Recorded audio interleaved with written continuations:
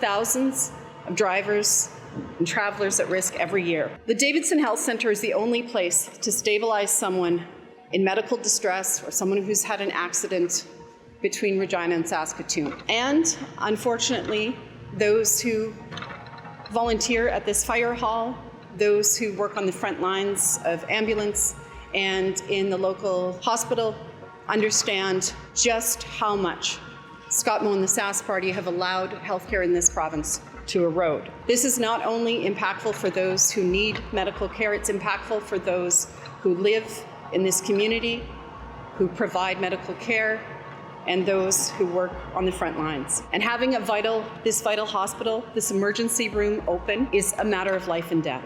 Having unreliable healthcare in Davidson is not only inconvenient, it's dangerous. And it all points to a healthcare system that is in crisis and has not, frankly, gotten the attention that it has needed over the last decade in this province. Our community is home to the only hospital between Saskatoon and Regina capable of stabilizing patients. Having adequate staffing, and including physicians, emergency services personnel, is not only optional, it's critical. When no doctors available, patients must be transported to Saskatoon or Regina. This places immense additional strain on an already overextended emergency services and removes ambulances from our area for prolonged periods of time. As a result, the volunteer fire department is increasingly required to fill these gaps and respond to critical medical calls, often relying on STARS air ambulance for patient care and transport out of our rural region.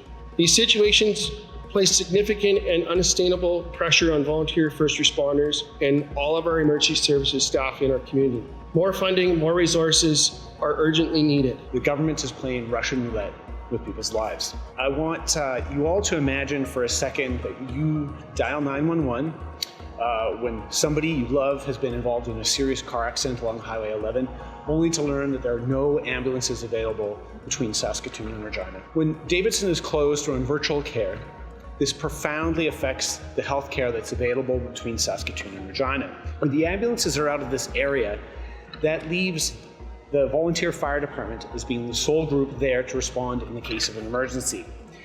And the volunteer fire department can't be everywhere at once also. Once they respond to an emergency call, that leaves no one left to respond to the next emergency.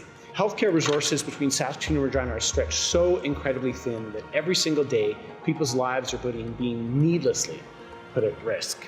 The current situation is not safe. It has to change. We need more resources for first responders.